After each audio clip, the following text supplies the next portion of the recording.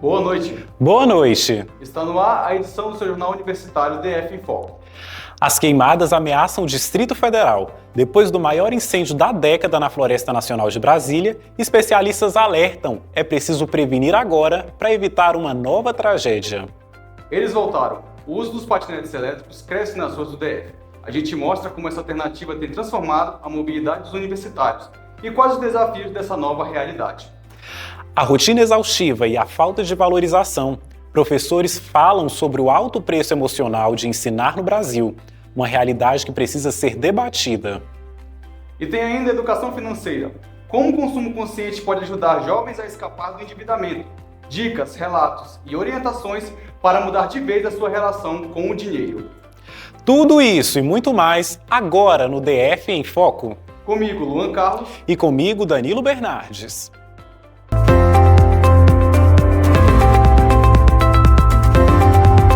As queimadas no Distrito Federal preocupam as autoridades. Em 2024, foram registrados mais de 18 mil ocorrências. Na Floresta Nacional foi registrado um incêndio que durou cerca de 4 dias e atingiu quase metade da área preservada. Mas o que causa esse aumento dos focos de incêndio? E o que pode ser feito para evitar novas tragédias? A reportagem é de Caio Ramos. No ano passado, o Distrito Federal registrou mais de 18 mil ocorrências de incêndios florestais. A Floresta Nacional, também conhecida como Flona, teve a maior queimada da década no último ano, visto que aproximadamente 46% de sua área foi atingida por chamas. Em 2025, os órgãos ambientais se preparam para que o número alarmante de queimadas do último ano não se repitam. No dia 12 de março deste ano, o GDF decretou o estado de emergência ambiental no Diário Oficial do Distrito Federal. A medida visa intensificar ações de prevenção e combate a incêndios florestais, além de permitir a adoção de procedimentos emergenciais para mitigar os impactos das queimadas. Aqui no Distrito Federal, os moradores sofrem com a presença dos focos de incêndios florestais, que agravam o tempo seco. O tempo foi muito difícil, já que era um tempo que eu sempre peguei muito ônibus, né, principalmente na parte da manhã. Era um tempo que a poluição estava muito mais alta, essa questão de pegar ônibus lotado ali, sem poder respirar muito bem, era muito difícil. Essa questão, eu tenho problemas respiratórios, então sempre, né, me atrapalhavam muito. Foi bem ruim. Então, quando a gente via esses focos de incêndio, a perda da vegetação, a perda dos animais, foi assim uma perda muito forte para a gente que vive aqui e que toma Brasília com um cuidado muito próximo da gente. Para mitigar, né, essas queimadas, o efeito dessas queimadas, primeiro, educação ambiental, né, para a população desenvolver uma consciência, né, de que não se pode jogar lixo na rua, não se pode jogar bitucas de cigarro, né. Existem até incêndios que são criminosos, né, não é um acidental, né, a pessoa vai lá e toca fogo, então existe essa cultura também que só pode ser mudada com a educação. Outro, além da educação ambiental, né, tem a fiscalização, né? As causas dos incêndios elas devem ser estudadas, né, de com a forma com que ocorreram e de preferência uma punição a quem causou o incêndio. E um outro fator, né, que depende do Estado também, é ter uma boa estrutura, né, para combate aos incêndios, né? Então você ter pessoal preparado, equipamentos, né, carro, equipamentos de combate a incêndio, como bombas costais, abafadores, né, eventualmente um avião, né, que possa despejar água. Então toda uma brigada de incêndio, né, que é o pessoal. E basicamente é isso. Agora vamos para um breve intervalo comercial e o DF em Foco volta já. Mais de 20 alunos assistindo a minha aula online e o meu telefone não voltou por 1h30. Foi um martelo pra eu falar, caramba, eu preciso de um iPhone. Meu nome é Ricardo e eu mudei pro iPhone.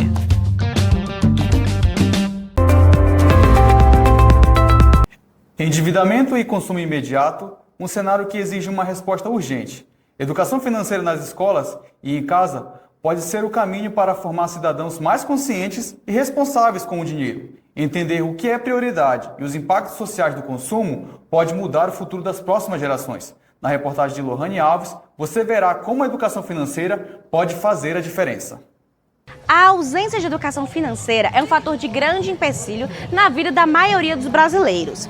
Uma pesquisa feita pela Ambima em 2023 aponta que cerca de 43% dos brasileiros não conseguem controlar os seus próprios gastos pessoais e 60% não conseguem poupar dinheiro. A decisão de conseguir ter uma boa educação financeira regrada sem chegar aos extremos é desde os primórdios, ou seja, tendo uma educação financeira consolidada desde a escola. A educação financeira é fundamental na vida de todos, não só jovens, crianças, adultos e as pessoas mais experientes também necessitam conhecer um pouco de educação financeira.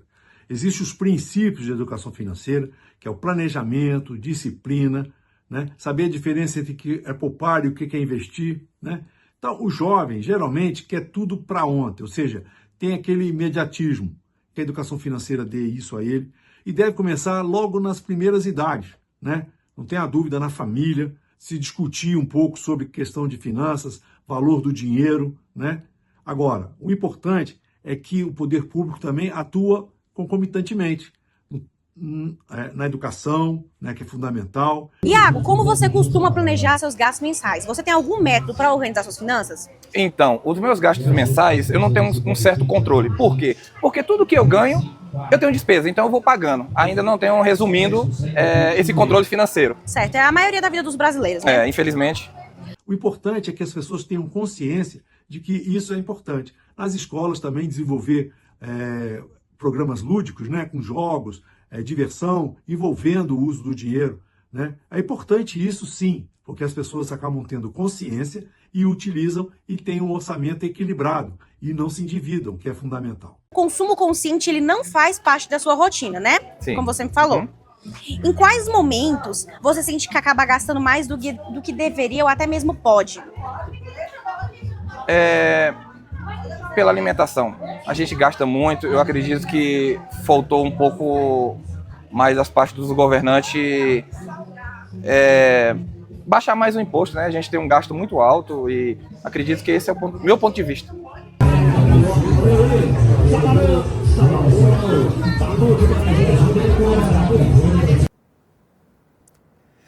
E desde o último domingo, 11 de maio, o metrô do Distrito Federal passou a funcionar até às 21 horas e 30 minutos aos domingos. Antes, fechava às 19 horas.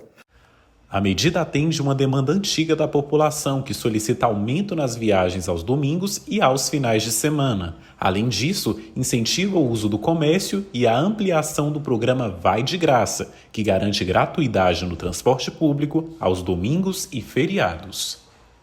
Os patinetes elétricos estão com tudo nas ruas do Distrito Federal. A nova onda de mobilidade vem ganhando espaço entre os universitários, mas também acende o alerta para o uso seguro e responsável. A reportagem de Emily Radija nos mostra como essa alternativa tem mudado o jeito de se locomover pela cidade.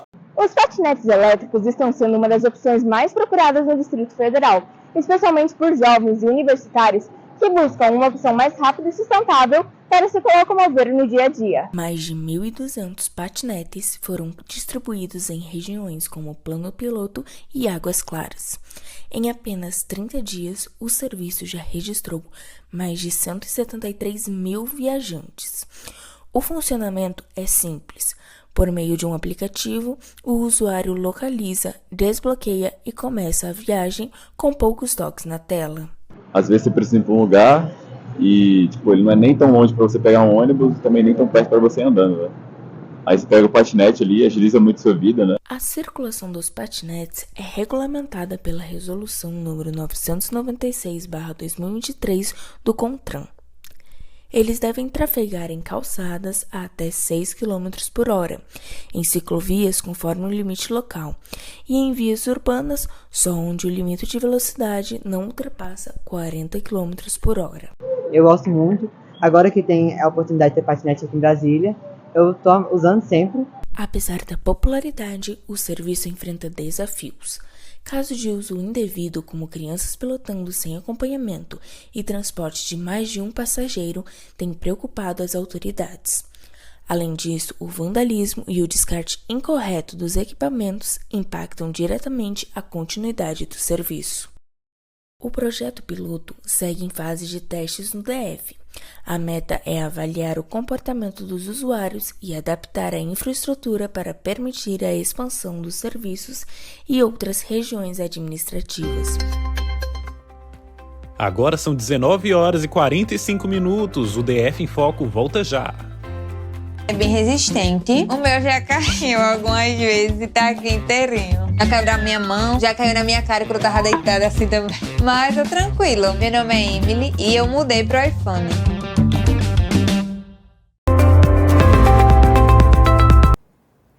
E confira conosco a agenda universitária do UDF. No dia 15 de maio, das 9 às 11 horas da manhã, acontece o primeiro encontro de jornalismo no Centro Universitário UDF, no auditório Professor Hermes Ferreira Figueiredo, no campus sede.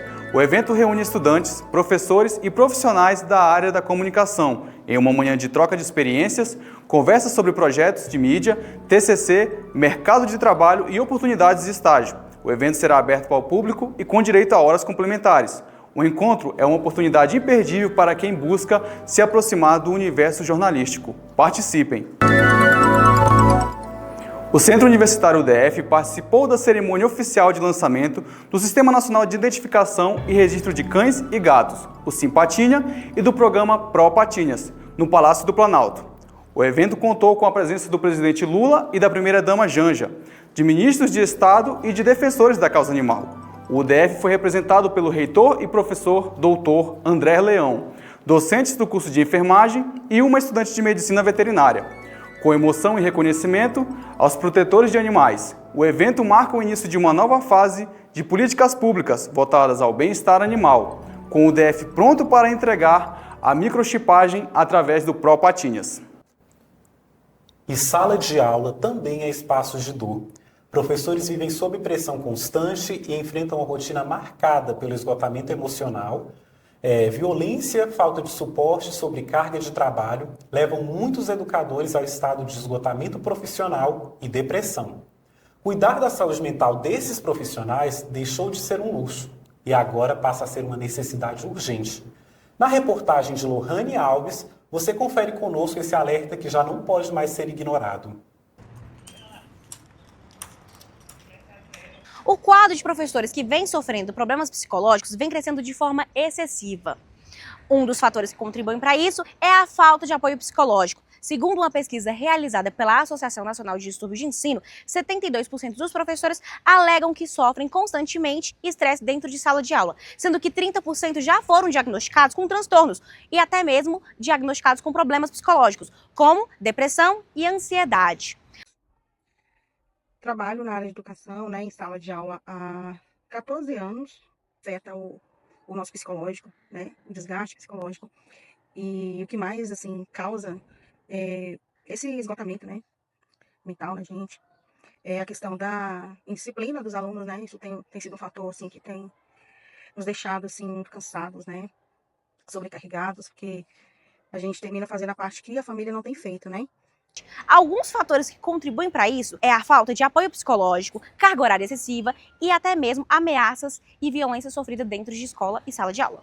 E ensinar alguns princípios que deveriam ser aprendidos em casa, Ô Rose, eu vou te fazer algumas perguntinhas só para poder entender um pouco melhor o seu posicionamento em relação ao sofrimento psicológico dos professores. Você como mãe do Cauã, uma criança, para entender um pouco melhor. Como você enxerga a rotina dos professores da escola do seu filho? Então, a rotina dos professores não é tão fácil, Eu acho que eles deveriam ter um preparo melhor para lidar com os conflitos que tem na escola, com relação às crianças que têm transtorno, déficit de atenção, TDAH, TOD, autismo. E você já percebeu em algum momento sinais de estresse, cansaço ou desmotivação nos professores do seu filho? Sim, com certeza. A gente vê a forma que os filhos chegam em casa até nós e reclamam. Minha professora hoje foi grossa, minha professora hoje brigou com o meu amigo. É uma sobrecarga muito grande, uma cobrança enorme, E muitas vezes a gente não tem esse suporte, Às vezes não tem ninguém para desabafar, É muito complicado ser professor hoje em dia. Essa é a realidade. Mas seguimos firmes, Pela paixão, pela profissão. O que você gostaria de dizer diretamente a um professor que esteja enfrentando uma dificuldade emocional hoje? eu diria para ele procurar psicólogo, né? Procurar um tratamento, uma rede de apoio tanto familiar como também na área da saúde, para que ele pudesse se tratar e se cuidar e poder dar uma aula com excelência. E se encerra aqui essa edição do DF em Foco. Fique ligado nas nossas redes sociais e não perca as notícias e novidades do UDF e de todo o Distrito Federal. Boa noite, até a próxima. Boa noite, fique com Deus.